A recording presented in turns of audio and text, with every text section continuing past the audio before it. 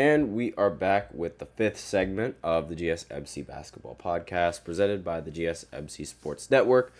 And in this fifth segment, we are going to talk about all the playoff teams that are left in the series. So on the Eastern Conference, we have the Celtics and the Pacers. Then in the West, we have the Mavericks and the Timberwolves. So this will be the first, this is the first time in a while that there will be 6 completely different NBA champions in the past 6 years. And with that in mind, there's also a possibility that now several players on these teams are going to end up getting their first ever NBA championship ring. Jason Tatum, Jaylen Brown, Derek White, they all have an opportunity to get a ring now. Tyrese Halliburton, unfortunately, and the rest of the Pacers squad, aside from Pascal Siakam, they all have an opportunity to win a championship as well. The Mavericks, aside from Kyrie Irving, Luka Doncic is going to could end up winning his first ever ring. And then on the Timberwolves, Rudy Gobert, Karl-Anthony Towns, Ant, Mike Conley. Honestly, I believe everybody on the Timberwolves is going to have a chance of getting their first ring. And this is really, really good for the NBA, because back then, well, at least in 2017 and in 2018 and those years, it seemed incredibly obvious which team was going to win, and that team was the Golden State Warriors. And ever since then, the championship has flip-flopped between all sorts of different franchises. I mean, after 2018, it went to Toronto, then it went to LA, then it went to the Bucks, then it went to Golden State, and then it went to the Denver Nuggets. I mean, every single one of these, there's a lot of new championship teams now, and I think it's very, very good for this league. I mean, everybody got very, very tired of Cavs Warriors finals. I think I speak for everybody when I say we were all tired of watching Cavs Warriors in the finals, because that matchup was a finals matchup for 4 straight years. 4 straight years, they completely dominated their conference and made it to the finals every single time. And now it's just variety amongst a lot of these teams. And I think it's very, very good for this league, because now we get to see more new faces get a championship. I mean, granted, not much has really changed in terms of the Celtics. I mean, they're still in the same situation that they've been in for countless of years. But aside from that, every other team is sort of in new territory and in uncharted territory. Jesus, my English is so bad. And it's really good for this league. I mean, imagine if we get a Kyrie Irving and the Dallas Mavericks up against the Boston Celtics series.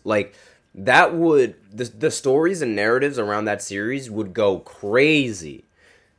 Not to mention, imagine if we get a Timberwolves and a Boston Celtics matchup. I mean, Kevin Garnett would practically implode at that matchup, because he's going to be like, what side do I root for? Do I root for Timberwolves or do I root for the Boston Celtics? I know, terrible Kevin Garnett impression, but seriously, I mean, he's going to be put in a bind because he loves the Timberwolves, but at the same time, he won his championship with the Boston Celtics.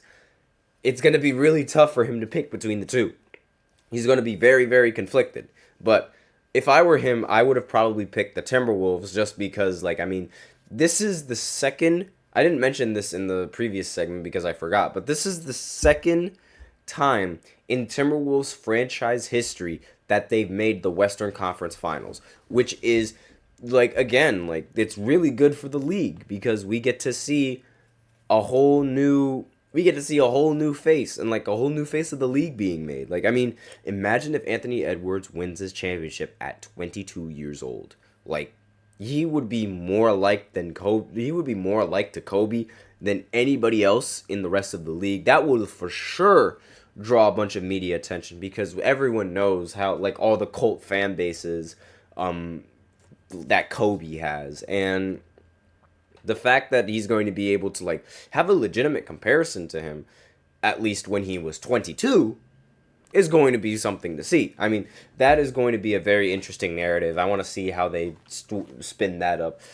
I haven't brought up the Pacers because, quite frankly, I don't think there's any sort of way that the Pacers are going to beat the Celtics. I hope and I pray that the Celtics just destroy that Pacers team.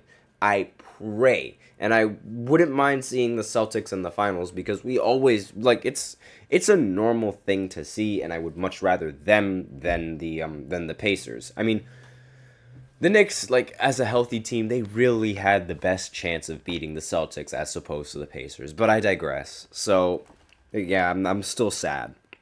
Incredibly sad. But I have a feeling these series are going to be awesome. Like, this is going to be a very good conference finals matchup between both of these teams. It's going to be fantastic. And speaking of conference finals, tomorrow the Celtics match up against the Pacers. Hopefully the Celtics hand them a huge L in this next game. I cannot wait. It's, again, game's happening tomorrow at 8:30. Cannot wait for that game to happen. And then on Wednesday, the next series starts between the Mavericks and the Timberwolves. That is also going to be a great series. Watching Anthony Edwards try and guard Kyrie Irving is going to be something to see. And Kyrie, like I said before, he's been struggling recently. I mean, in these playoff games, he's been rather inconsistent. He's not the same animal that he was when he was playing with LeBron. And the media tries to shadow this. This is actually the first time where the media is being nice to Kyrie. I mean, the media started posting that Kyrie is still undefeated in elimination games and closeout games. And they failed to mention how badly he's been playing in the postseason. Like, they're showing nothing but positives on Kyrie's end as opposed to the negatives, which is almost the complete opposite of what we've seen with Kyrie Irving and the media. Most of the time, the media has nothing nice to say about Kyrie Irving.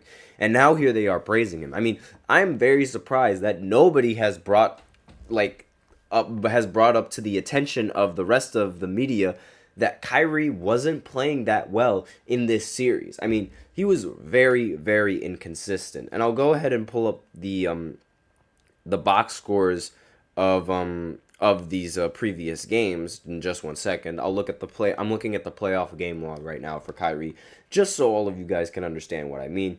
In this previous series, he had 9 points in game 2 and 9 points in game 4. Yes, 9 points in game 4. And his averages throughout this series, he averaged 15 points per game, 6 assists, 2 rebounds, and 2 turnovers, along with shooting 44% from the field, 42% from 3, and 81% from the free throw line. I mean, granted, they won the series, but aside from that, Kyrie only... excuse me. Jesus, I don't know what that was. But Kyrie only scoring 9 points in 2 games and averaging 14 points per game is incredibly underwhelming. It is incredibly underwhelming for someone with Kyrie's bag and Kyrie's reputation. And in the previous series, he was averaging 26 points per game and on 51% from the field. So obviously, I don't know what was going on with him in this series, but it was not anything good. And the media didn't even bother to cover that.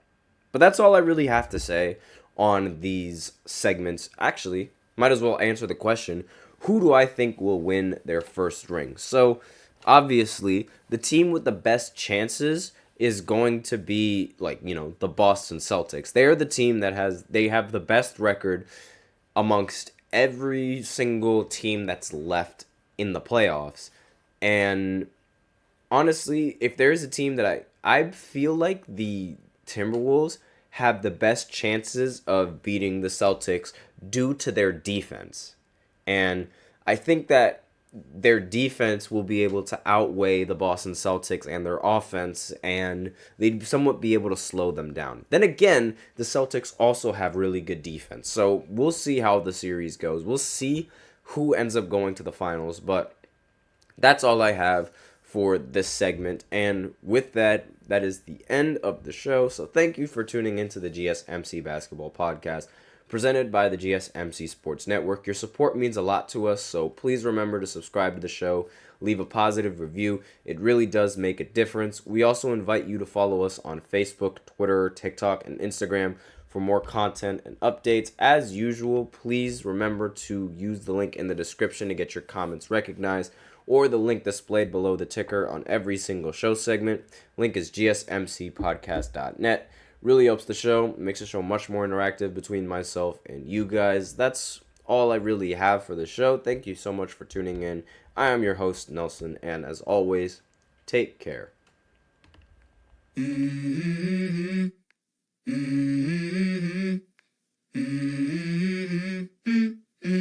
Let's go. I wake up to a little bit of drool on my pillow, feel like it's gonna be a bad day. Yeah, I'm tired of shit, and the coffee ain't hit yet. Damn, ain't that great. I don't wanna go.